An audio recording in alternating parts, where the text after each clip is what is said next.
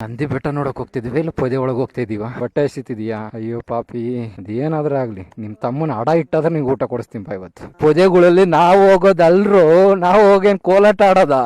ಪೊದೆ ಒಳಗೆಲ್ಲ ಕರ್ಕೊಂಡು ಹೋಗ್ತಾ ಇದಾರಪ್ಪ. ಹಿಂಗ್ ಹೋಗಿ ಬರೋಣ ಒಂದ್ ರೌಂಡ್. ಬೆಣ್ಣೆ ಶಾಂತಮ್ಮನ್ನ ಯಾಕೋ ಗದ್ದೆ ಕರೆಸ್ಕೊಂಡೆ?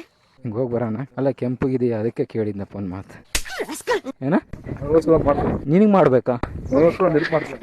ನಿನಗೆ ಹೆಲ್ಪ್ ಎಲ್ಲ ಮಾಡಲ್ಲ, ಬೇರೆದ್ ಕೇಳಿ ಮಾಡ್ತೀನಿ. ನಂದಿ ಬೆಟ್ಟ ಪೊದೆಗಳಿಗೆ ಏನಕ್ಕೆ ಫೇಮಸ್ ಅಂತ ಇವಾಗ ಅರ್ಥ ಆಗ್ತಿದೆ ನನಗೆ. ಬಾಣ ನೀರ್ ಕೀಳ್ತೈತಲ್ಲು ನನ್ನೊಳಗೆ, ಮನದೊಳಗೆ, ಮನ್ಸಿನೊಳಗೆ. ನಂದಿ ಹಿಲ್ಸು ನಮ್ಮಂತವ್ರಿಗೆಲ್ಲ, ಕಪಲ್ಸ್ಗೆ, ಲವರ್ಸ್ಗೆ, ಇಂಥವ್ರಿಗೆ ಸೆಟ್ ಇದು.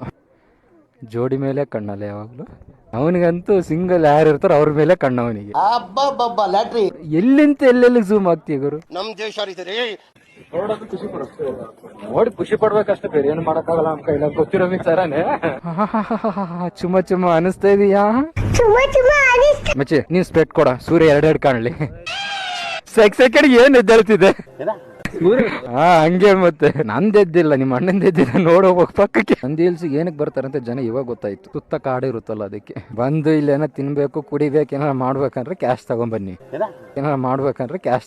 ಅಲ್ಲಿ ಆಲ್ರೆಡಿ ಫೋಟೋ ಶೂಟ್ ನಡೀತಿದೆ. ಅವ್ರು ಸೆಂಟ್ರಿ ಊರ್ ಹೋಗಿ ನಿಂದಿರ್ಬೇಕು.